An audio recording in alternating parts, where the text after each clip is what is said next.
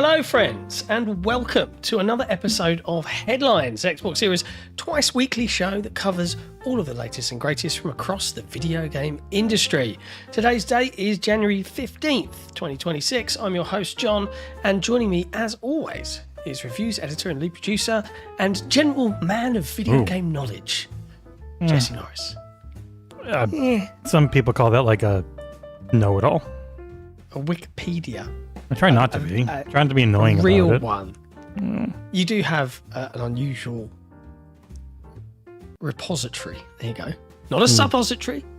A repository of video game information. You don't know I don't have the suppository.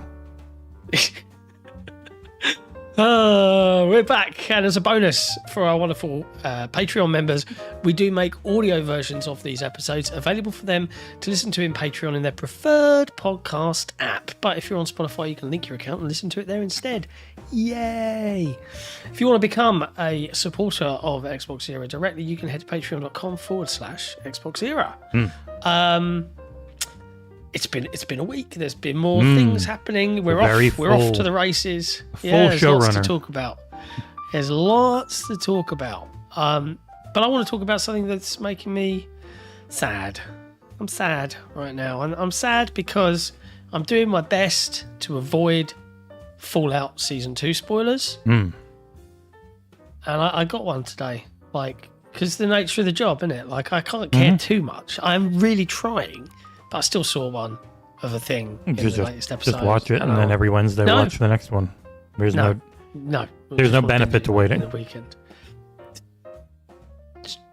I just want a weekend of binging. That's all I want in my life.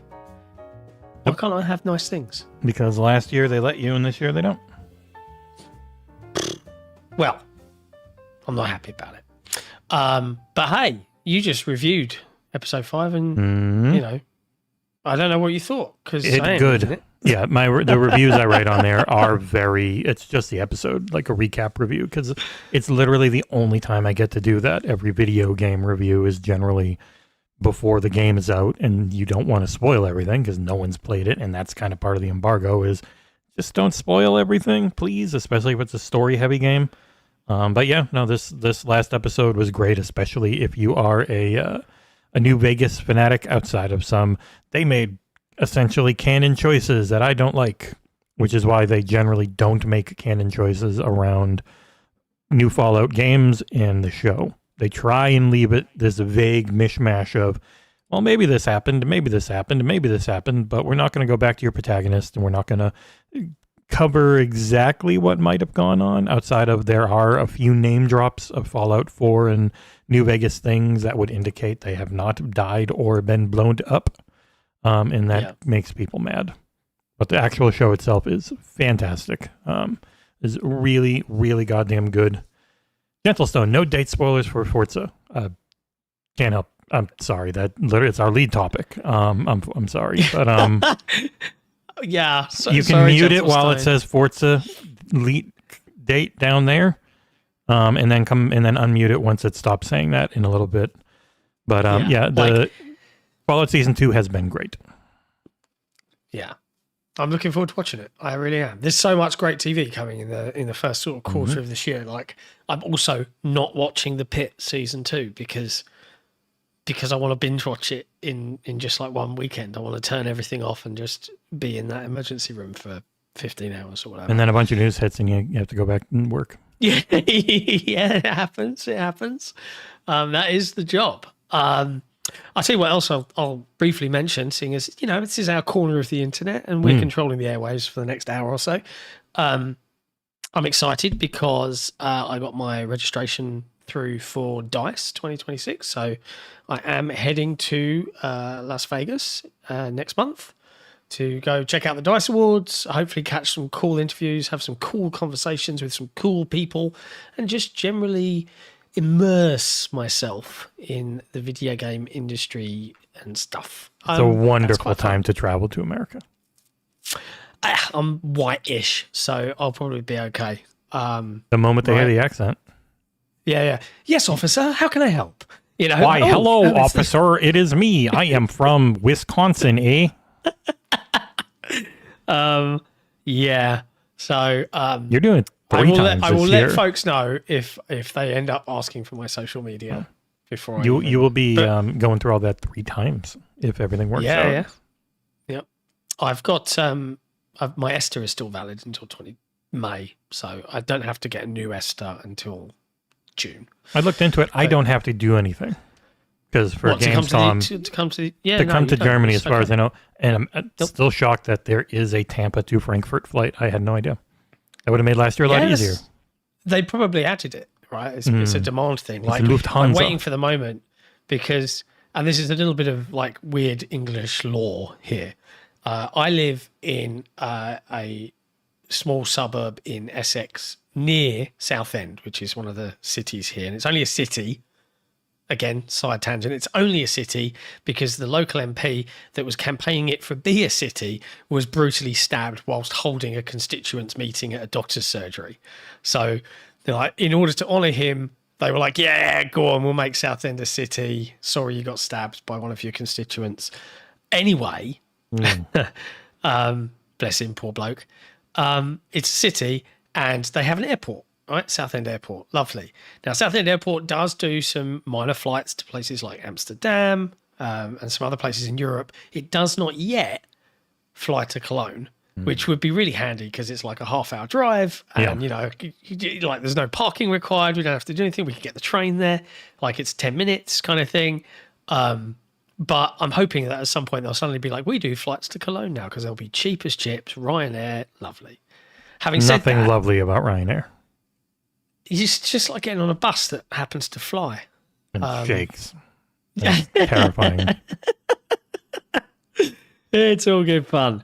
Anyways, let's actually talk about video game news. So if you're not wanting to hear anything to do with Forza Horizon 6 and the potentially not yet confirmed but very likely to be real based on our own sources release date, then mute now.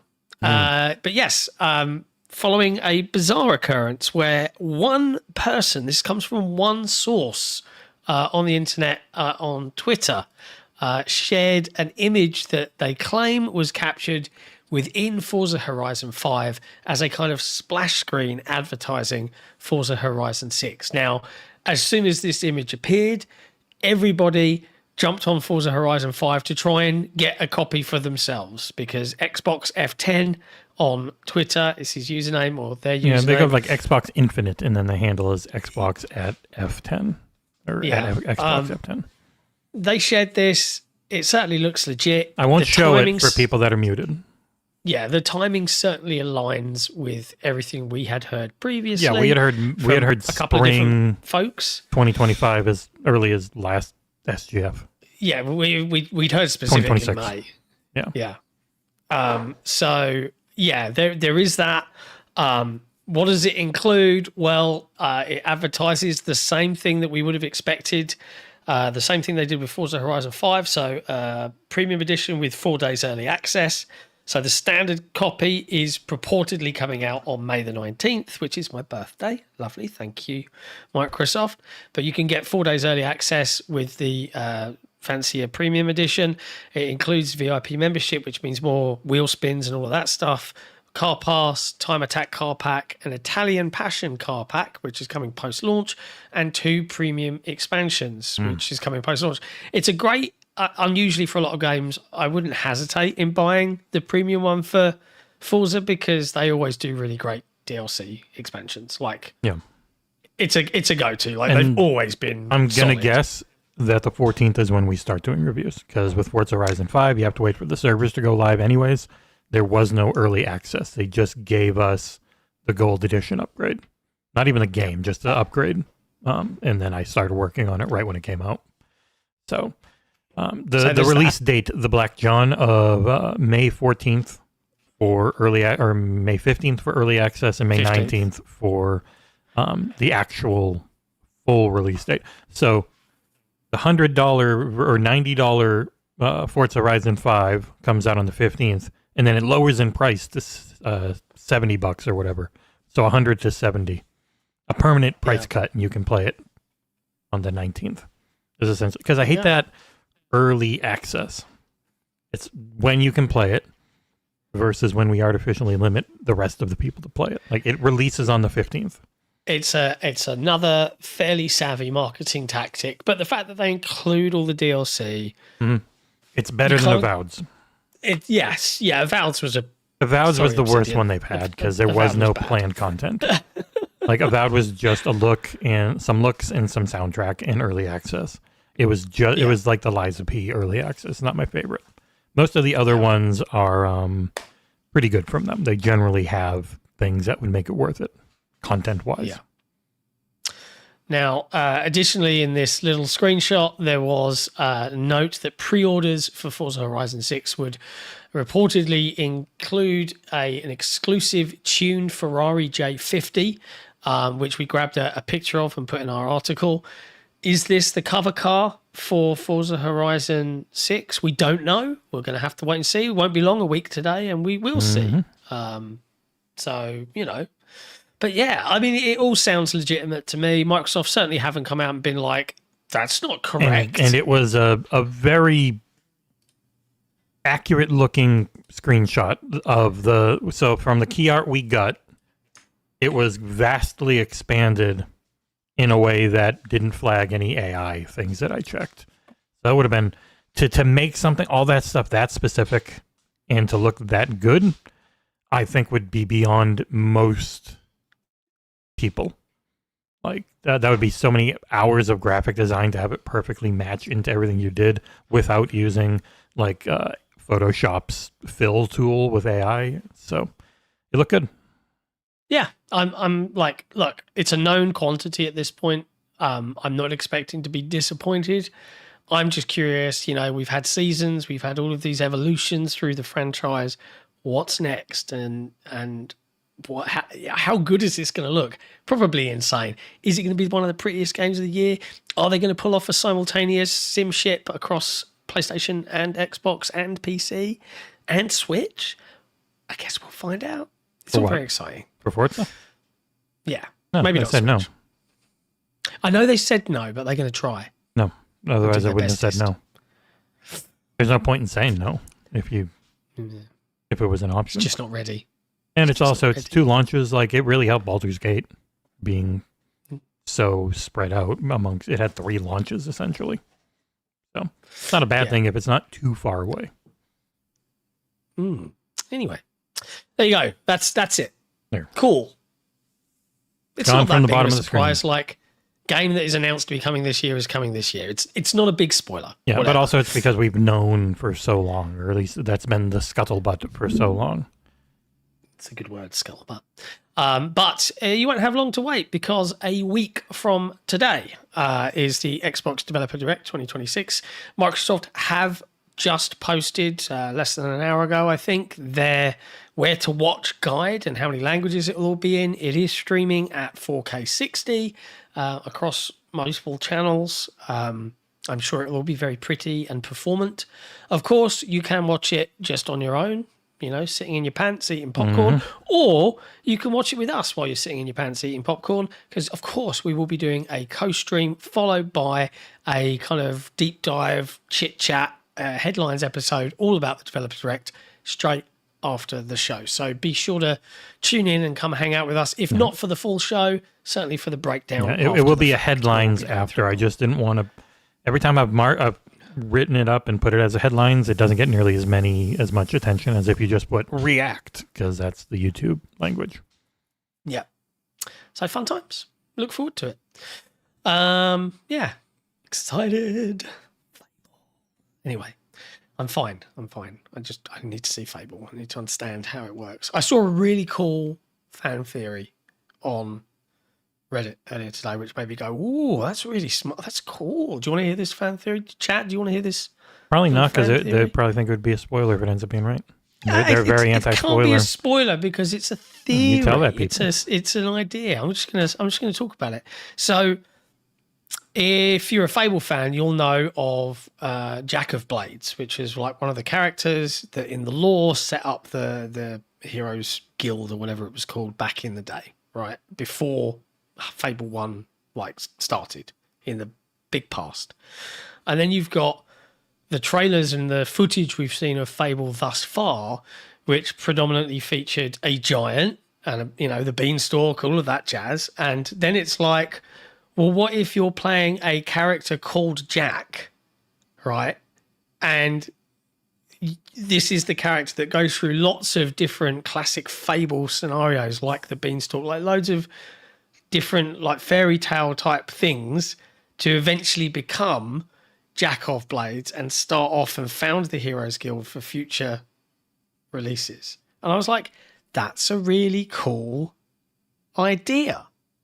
And then someone in the comments was like, oh, what if, for the male and female characters, you've got Jack or Jill? Because then again, that's another fairy tale, fable type thing. I'm like, okay, yeah, I'm fine for all of this. This is all very exciting, interesting ideas. But I thought that one was a neat one. That, like, Jack and the Beanstalk, that's the name, Jack O'Blades. Okay, cool. Funny seeing the original Fable and not so bad, isn't it? Oh dear. The old textures. Yeah. The things we used to enjoy. Anyways, next up in news, Bobby Kotick is back and talking about stuff, and unfortunately that means people are reporting on it, including the lovely Stephen Totilo, who we won't judge for reporting on Bobby Kotick because, hell, if I'd have read this, I would have written it too. It's all based around a court case that was the one that was the gamers who were trying to stop the ABK acquisition, who were supposedly bankrolled by, was it a Swedish firm, it turned out? And that's why he's talking shit about Embracer, I think. Yeah, like this is bizarre. It's deep. So yeah, this goes through a lot of levels. So this comes from GameFile, which is Stephen Tortillo's subscription Substack service for all of his work. Substack. He is excellent. He's like one of the last remaining few video game journalists out there that actually is a journalist. Yeah. Substack might be pro-Nazi, allegedly, but Stephen's great. God. Substack really sucks. Oh, I don't know if it's got his own URL. Maybe it's built on that too. It's normally, but if you scroll down, it normally says Substack on stuff like that. I might be wrong though. It doesn't. Okay, good. On this one. Hopefully it's not. Cool. But yes, former Activision CEO Bobby Kotick says lawsuit opposing the Microsoft Activision deal was secretly meant to help the Embracer group. Group. It's a Substack. I looked it up. And Embracer was humbled by this and denies involvement. So let me just pull out some of these claims, right? So in a newly disclosed court filing, and I'll put a link to the full story here in the chat so people can go read Stephen's work. In a newly disclosed court filing that was submitted by Kotick and his lawyers in December and published for public consumption yesterday, the veteran gaming CEO denies AP7's claims via an official answer to the suit. AP7 is the Swedish-based outfit that is running a class action lawsuit against him. In that answer, Kotick doesn't just deny the allegations and offer a defense of his run overseeing Activision, but he also attempts to assign blame for those workplace scandals, all that sexual harassment stuff, the bad press, and even the AP7 lawsuit itself. Behind this specific litigation, he suggests, is another powerful games industry player, the Embracer Group. Owners of Tomb Raider, Dead Island, Lord of the Rings. He describes Embracer as a potential secret collaborator on the suit, or at least him, a conspicuous potential beneficiary. As Kotick and his legal team write, this Delaware lawsuit was apparently aimed to help pave the way for Embracer to increase its foothold in the California market at the expense of Activision, making it more difficult for Activision to recruit talent and expand through merger and acquisition activity of the sorts that Activision relied on to grow historically. Embracer has said, nah, effectively saying perhaps difficult to accept for Mr. Kotick, but we did not and do not need any help from a Swedish pension fund in competing with Activision. I sense some shade there. But yeah, the full article is behind a subscription. So, if you're really, really intrigued, consider supporting Stephen directly and go and read his work. Why is a Swedish pension fund behind that lawsuit? I don't know. It's weird. Are you allowed to say that in gaming coverage? What, that it's weird? That you just don't know. Yeah, you are allowed to say. You don't have to be like, I just think that Microsoft don't have a plan. Because also in there, and I'm surprised more people didn't pick up on it because I think Steven made it pretty clear. But Bobby was like, and they're going to miss all their long range targets at Activision. And then he said, but they always miss them under me too, pretty much. It was like the old incentives that Satya would miss around Game Pass and stuff, and they were best case scenario targets. Like they're if you hit this, you really killed it. You did way better than we thought you would targets. I thought more people would pick that up to shit on them. Instead, I think he said that they're going to be down like 60% this year over year or something, which I'm sure someone in his position still that connected to everything would know. Sherez with a 666. Was it not always rumored that Embracer bought some of those studios as a holdover for Microsoft because they were having trouble acquiring ABK, but it fell through and Embracer closed all the studios? All rumors, of course. I doubt it. No idea. That's the thing. Like, if I don't know, I'm just going to say, I don't know. Mm-hmm. I don't know. Still, it's a bizarre story and quite amusing. Next up in news, PlayStation have shared their PlayStation Plus catalog for January, which, well, I say it's for January. It's kind of like for February because it doesn't become available until January 20th, so maybe half and half. But either way, there's a big lot of games coming soon. And there's quite a few good ones in here. We've got A Quiet Place, The Road Ahead. Horrible game. Which I've not played. I think Fairy reviewed it, and he didn't hate it. It's like a 66 on OpenCritic. It didn't review very well. Yeah. We've got Resident Evil Village. Which almost always happens whenever a Resident Evil game hits Game Pass. It's because they finally are putting it in PS Plus. And I think that's because they made Capcom sign an agreement that if they were going to, they'd have to offer the same. Well, they didn't deal make them. They offered. It was $10 million for marketing for a very long time, which didn't end until Requiem, I think. Wow. Yeah. So it's like, why is an RE4 remake in there? Because it's not in PS Plus yet, so it can't be. Yeah.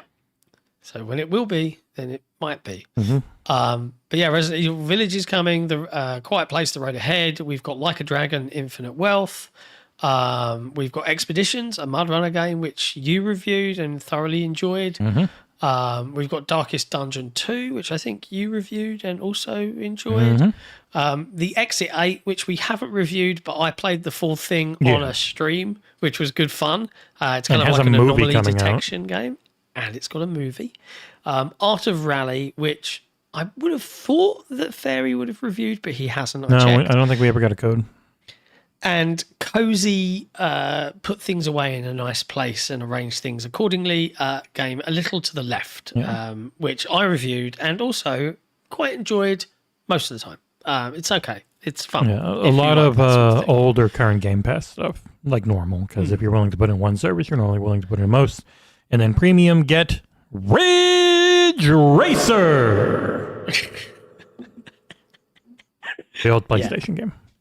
That's it. Which is their upper tiers look terrible. Yeah, like Ridge Racer. Cool. It's no, okay, I'm not going to do it. But yeah, like, there's something for everyone there. I'd argue in amongst that lot. You've got your action, you've got your horror, you've got your chill, cozy, relaxed game. Enjoy the video gaming goodness. If you're a subscriber to PlayStation Plus, why be mad about it? Just enjoy. There's loads of good stuff out there. Be okay. Be happy. You know what else is pretty good? As I pause the recording. Cooperation, people working together. That's pretty good. No, these lovely ads. This is Xbox Era. We're an independent, community-funded publication focused on providing the best coverage and discussion of your favourite platform, Xbox. With best-in-class forums, a kick-ass Discord server, and awesome merch, XboxEra.com is your destination for the best news, reviews, and features focused on what you care about. With shows like the Xbox Era podcast, headlines, and a whole heap of Patreon-exclusive content, we're proud to be an independent publication completely funded by you. If you value having an outlet truly focused on your preferred place to play, you can become one of the cool kids by supporting us directly via Patreon. Just head to patreon.com/Xbox Era. You get cool swag and awesome perks, and we get to keep doing what we do. Become a part of the best Xbox community on the internet and help us grow even larger. Thank you for your support. Everything Xbox Era does is only made possible by the growing army of incredible Patreon supporters. Our MVPs and executive producers are all incredible people, but even more so are our grand benefactors, Croat56, Assassin, and Kevin S. All of this under the watchful eye of our lovely and benevolent CEO, Torn Raptor. If you want to become part of one of the best communities on the internet, head to patreon.com/Xbox Era, where your patronage can help keep us alive for another month. A little bit to segue into our ads, but I like it when I hit the wrong button. console manufacturers come together and work Yeah, together. no one heard the beginning of Indeed. that. I hit the wrong button. Oh, Because I've rearranged all my now scenes. So everyone got the intro again. Because I hit the button where show used to be. And now that's where intro is. And I was looking down and I was like, whatever. Well, next up in news, Xbox, Nintendo, and PlayStation just released like a collaborative little post saying, hey, look, we're working together. And it was pretty much like the same thing on the SonyInteractive.com website, on Xbox Wire, blah, blah, blah. And they were just talking about player safety across their platforms since they shared their announced initiative for commitment to safer gaming. Even this is via Sony's website here. We believe gaming is for everyone. Do you?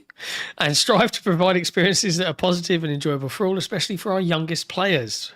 Blah blah blah. That was the funniest thing. That was the one time I've seen Phil mad. Was when they insinuated that Jim Ryan with that the Minecraft was dangerous. Mm-hmm. Like, do they think we don't care about kids? Like that was the one time. Phil got looked mad. Indignant. Yeah. He did get peeved at Mr. Jim Ryan. But yeah, their blog post goes on to detail all of their different controls and the partnerships across industry peers, publishers, regulators, law enforcement, and the communities. It's dry reading, but it is good that the three big platform holders have all come together and been three of the this is four. what we do. Because Valve's as big as any of them and doesn't do anything. They don't do anything. Like they're a small company with an insanely large user base and a very libertarian owner who's just like, no, leave stuff up unless it's horses. Yeah. And they've got a really bad neo-Nazi subculture in their community. It's bad on there, and I wish they would be a part of this and get called out for it in the media. But they don't. Yeah, it's a bit of a bummer, but that's still nice that most of the industry big ones are working together to make sure everyone's, not being subjected to too much awfulness online as best they can, unless it's the internet. So, what's you going to do? Speaking of things that are terrible, Meta, closed like all of their VR studios. So, is this it? Is VR just dead now? Is this the end? What's your take on this? They were the only one left. So they were the only one left making Meta, a bunch of money, and they've closed Sanzaru, Armature, and Twisted Pixel, three beloved long-term studios. They've also had layoffs at Camouflage, who made the absolutely amazing Batman Arkham Shadow, but it is not closed. Does that mean they fired everyone and it's a husk, or was it a little? No idea. But yeah, just three studios whose only real future in VR was under Meta, because everyone else has really pulled back from it. And now Meta's VR gaming side has done really well. But Meta's metaverse push cost infinitely more and never made a penny, as far as I can tell. And so all the studios, like Sanzaru, I think, made Asgard's Wrath 2, maybe the best VR game after Half-Life Alyx. I played it. Like it's really an good. amazing game for being mobile hardware. Like imagine how that game would have been. Imagine how that game and Arkham Shadow would have been if they could have been on PC, but it just wasn't an option because only Meta was going to pay for them. Armature did the amazing Resident Evil 4 VR complete rebuild of the original Resident Evil 4 game, and now all those studios are just gone because Zuck wasted tens of billions of dollars pushing a metaverse that nobody wanted.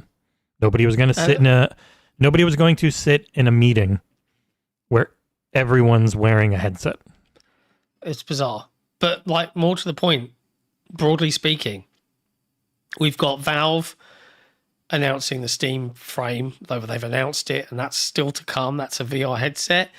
If it's going to be prohibitively expensive, is VR going to be the last place you can get VR? Is going to be on Steam? The likelihood is yes.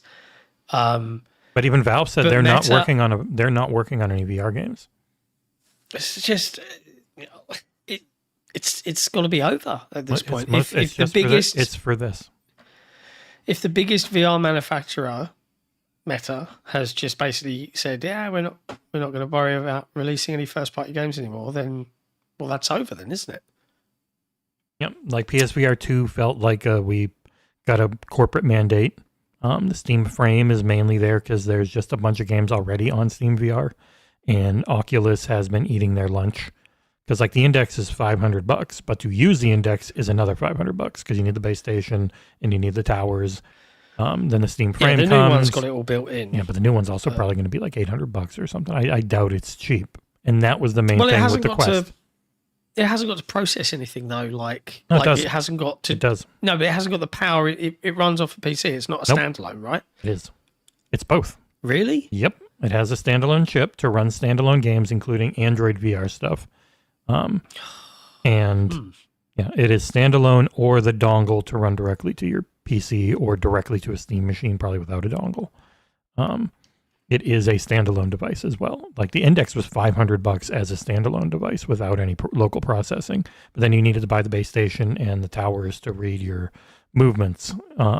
This one has the inside-out tracking and won't work with any of the entire giant ecosystem of stuff built around the Index. It has its own local processing, its own memory, the batteries in the back strap, so it's not going to be cheap. And again, much like the Steam machine, it is there to serve their already existing customers. They're not looking to lose money on it or make games for it directly. Man, I don't know. It was cool while it lasted, the whole VR thing, but it feels like it's really, really, really over. Like I just don't see a way back. And it's like of all those studios, and don't get me wrong, like Asgard's Wrath was great. I've not played anything else from the other guys, but Twisted Pixel is like 360 era, like Comic Jumper, Splosion Man, Ms. Splosion Man, The More. Twisted Pixel made some great little Xbox Live 360 arcade games. I liked them quite a lot, so I'm sad to see them be closed. And I will say, as someone who really liked VR, doing almost 100, over 100 hours of Asgard's Wrath and not even beating it for that review really hurt. Yeah. Like it's a lot of working out. I think that's the reality. Yeah. People don't want to use their body as a controller because you get so sore if you're not 10. Yeah.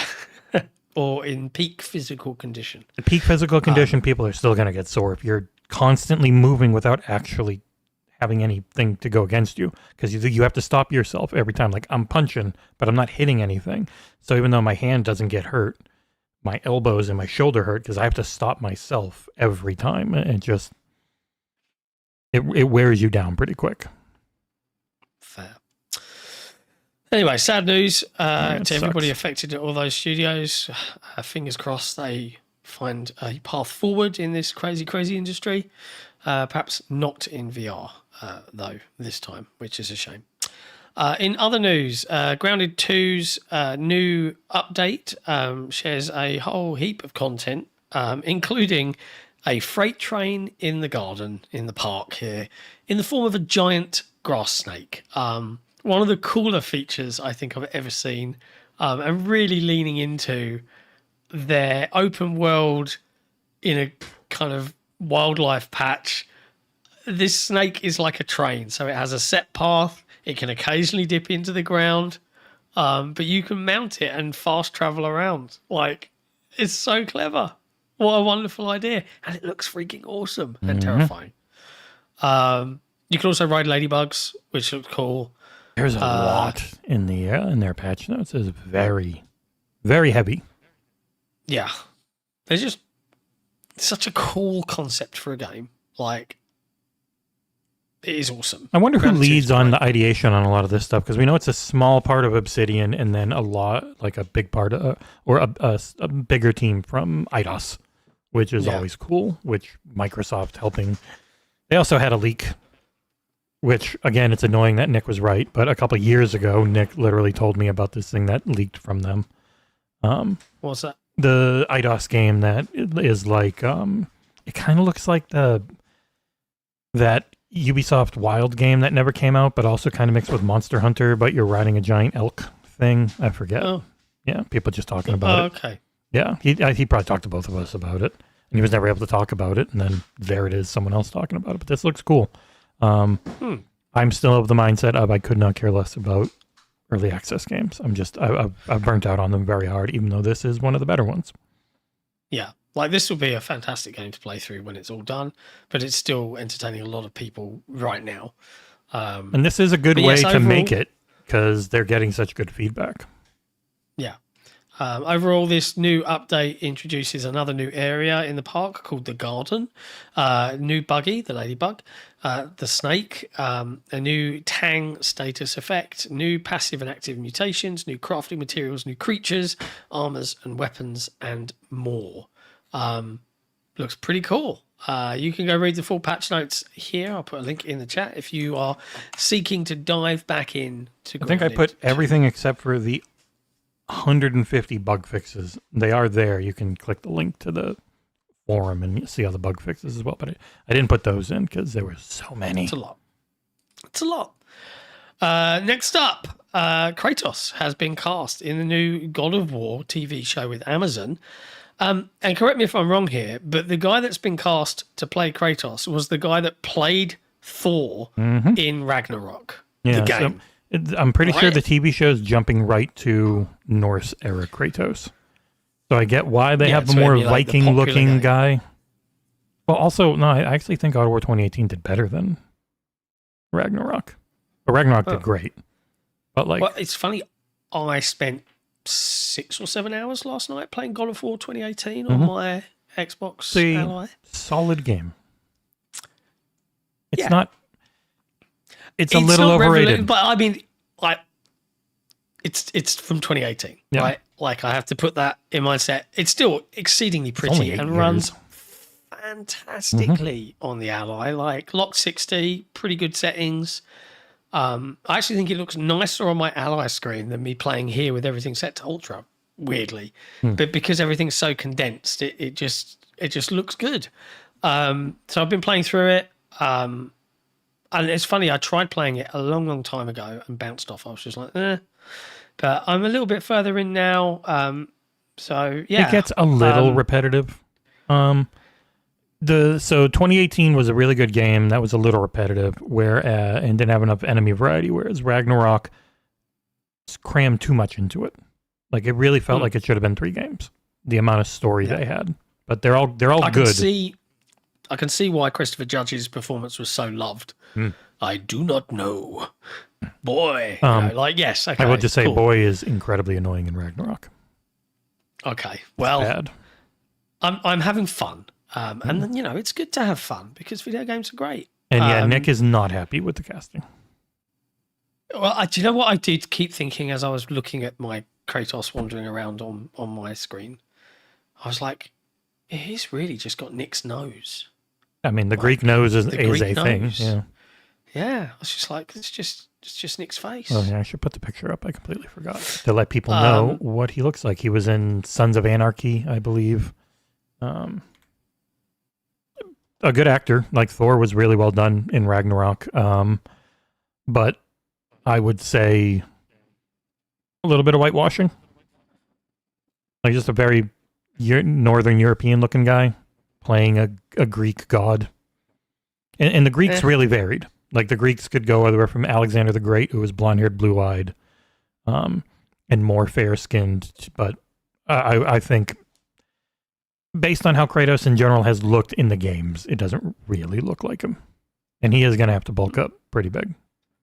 Kratos isn't crazy big, though. And I don't think he's a small man.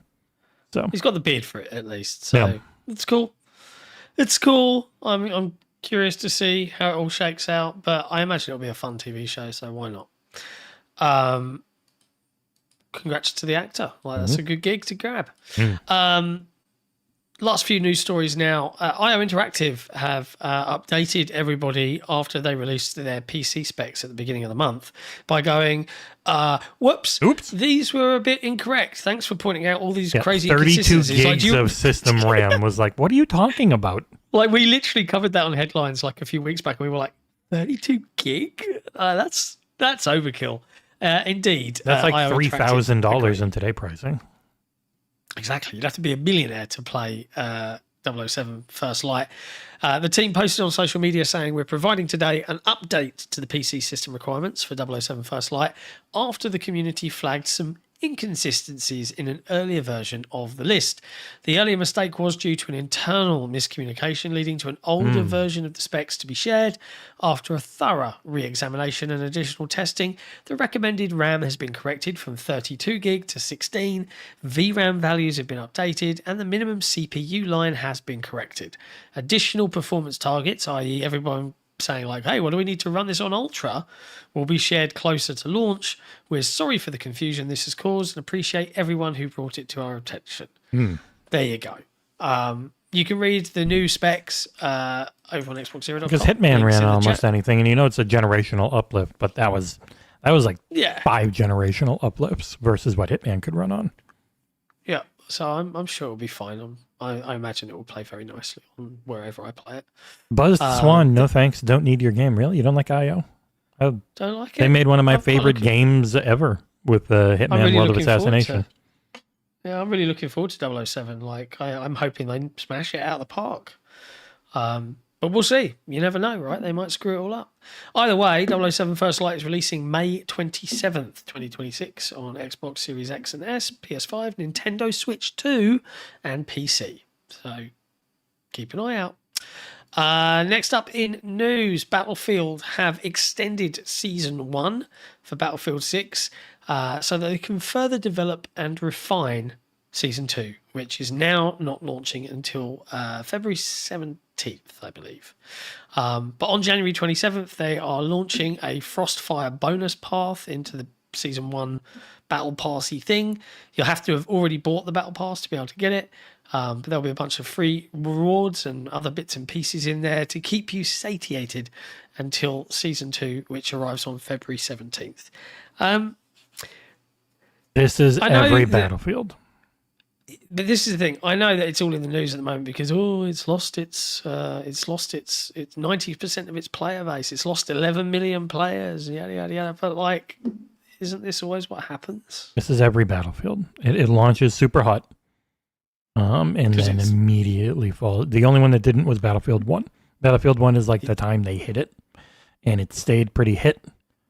This game sold like gangbusters. It was the number 2 most downloaded game for the entire year in PS5 in North America and I think Europe. But even then, it's it really has struggled. The Battle Royale came and went very quickly.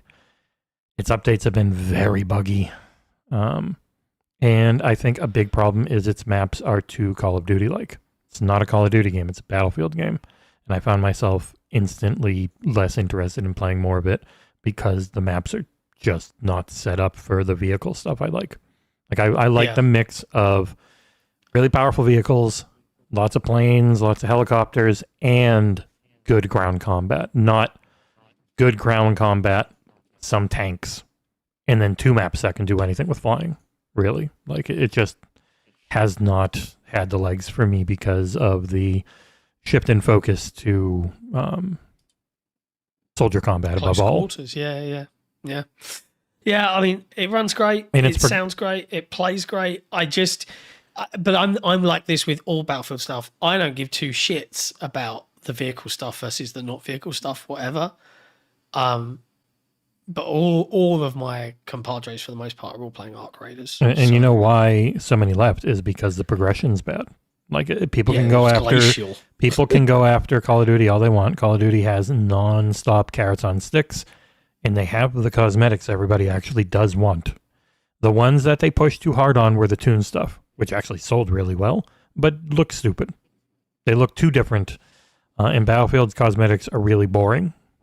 And so that just kills long-term participation and continuing to play nonstop for casual players, which they need. Yeah. Never mind, EA. And I do see Bash Video Editor with hopefully DICE takes it back to the roots, and that is what every Battlefield ends up saying it's doing. We're getting back to the Battlefield. When Battlefield is a gigantic, humongous map filled with vehicles you can run to and get in, that you can find a great sniper perch and just take the hardest goddamn shots of all time from like a mile away and maybe ping a couple of people. Like that was Battlefield, and what made it so different from everything when it was like PC first, and then it's just become more and more console-ified. But these consoles could handle that now. Like these consoles could handle Battlefield actually being focused on being a gigantic war zone. Like that was what was so great about it. And Battlefield 5 was phenomenal with it. 2042 was okay with it. But like Battlefield 5 still had the best gameplay I've played in a multiplayer game. Like just the way shooting and everything worked in that game was perfect. And these last two have gone back to feeling fine. And I've been sad. Fair. Next up in news stories, last two now. Prince of Persia: The Sands of Time remake. This was doing the rounds yesterday, and you know we have to apologise. We did update the article. It was rated by ESRB, and obviously we'd had the previous leaks from Insider Gaming that suggested that Ubisoft were going to release this remake tomorrow. Now we've not heard anything at all as whether that's the case. But people seeing this ESRB leak were like, "It's happening." Turns out that this ESRB leak might have actually been linked to the original Prince of Persia: Sands of Time and not the remake, which is a bummer. Way to go, John. But also, excited. It's weird. There's been updates today where there was a big Prince of Persia: Sands of Time fan account on Twitter that got suspended after it had been nonstop digging into the remake website, including an image that says "Coming Tomorrow" that was uploaded yesterday. It was like comingtomorrow.jpg. What? Yeah, and that I would love it if they shadow dropped it, because I would literally start playing and do the review not for it. shadow if you've heard of the game. Yeah, you know what I mean. I don't. Surprise release. There you go. Yes. Fine, whatever. I would be delighted, and I would literally immediately stop doing everything and play through that childhood core memory classic. And have to do a review right as fast as you can. Yeah, I would. I would just plug myself in, mate. Sorry, kids, got to feed yourself. Sorry, grandma and grandpa, you got to feed the kids. I'm playing video games. Yeah, that's my job. But honestly, when you get those out real quick and then you get like 30,000 views, it's like, I'll buy dinner tomorrow. We just made a lot of money. I mean, like if it came out now, right? Aside from the really cool, super exclusive, excellent interview that we're doing later that people won't know about until a little bit later on when we agree release date. Apart from that, I would just literally play from like now until 3 a.m. and then I would get up and I would play again until like 2 p.m. And at that point, I've played like 15 hours. Like, yeah. If you haven't beaten 15 hours, you're bad. Yeah, right? Like, I think you could probably complete this in like 8 to 10. Yeah. Then you have to hi-fi rush it like I did, and you just go until 5 a.m. to get the review out. And then people question, did his boss make him do that? And I'm like, yep, I did. I made me do that. Because I played the game and had a lot of fun and didn't want to go to bed. Yeah, fair. All right, last news story. And we'll end on a light-hearted note because icon of 90s gaming, Ecco the Dolphin, is making a comeback. Cool. Right? No. Cool. Those games are horrible. I mean, like, okay, I'm with you in that I remember them Bad. being bastard hard, right, at times, and occasionally bad, but with today's rendering technology, making a super like high fidelity underwater platformery type thing could be good if they can pull Not it if off. it plays like Echo. But yeah, Ecco the Dolphin is on return. Developer A&R Atelier have announced that the new Ecco the Dolphin game is in development. In fact, several new Ecco the Dolphin products and games are currently in development, so not just one. You can head over to the Ecco the Dolphin website if you want to have a ganders and find out more. And aside from that fetching concept art, there's little else An angry-looking to be little shark known. man. The team on the about page for the website, it does say the team behind Ecco the Dolphin includes original creators from the classic games alongside talented new team members who share a deep love and respect for this iconic franchise. Together, we're dedicated to expanding the Ecco the Dolphin IP to the level it has always deserved. We're currently working on new Ecco games and products that honour the spirit of the original whilst bringing fresh experiences to both longtime fans and new players discovering Ecco's epic world for the first time. How much do you know of Ecco the Dolphin's story? The game story. I can't remember any. It Right, was I can't remember all aliens. any. Oh. Yeah, Ecco the Dolphin was all about aliens. You were fighting off alien invasion. I mean, cool. It was not a cool alien invasion, but it was a very pretty game that had really nice music, and I didn't like any other part of it. So I'm very curious what a new Ecco would be. If it was, instead of that side-scrolling annoying shit where you can't see anything and it's just balls hard and really weird that you're a dolphin and all this shit's going on. If it was like a shooter, but you're underwater, and so you're behind the dolphin and you can do what dolphins do underwater, that could be cool. Like, instead of it being some side-scrolling, flash-looking game. like, or if it went fully 3D and you're Yeah, so I'm saying, like, fully 3D behind, and when you're underwater, it's kind of like you're flying. So it can be like a flying game, but you're underwater. Yeah, imagine how pretty it could look. Ooh. Mm-hmm. Right. You'd have to artificially lighten everything up, but I think that would be fine if you're doing like a cartoony-ish, or, it would be weird if you're going for like a full-on realistic dolphin look and spending $200 million on Echo. I'm going to bet you they're not doing that. Dark Souls Ecco the Dolphin. That's what I want to see.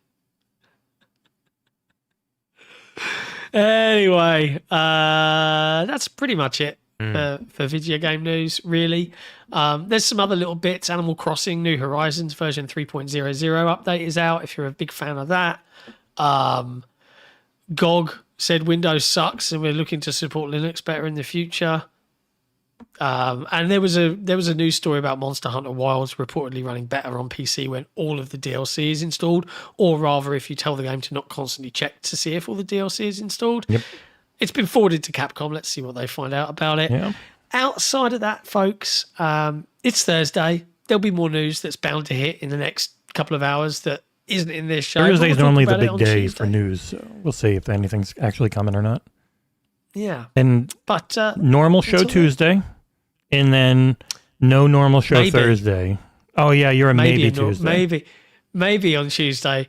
It might start on time. It might be a little bit later. It might start like this because I haven't been able to feel my face. We'll find out.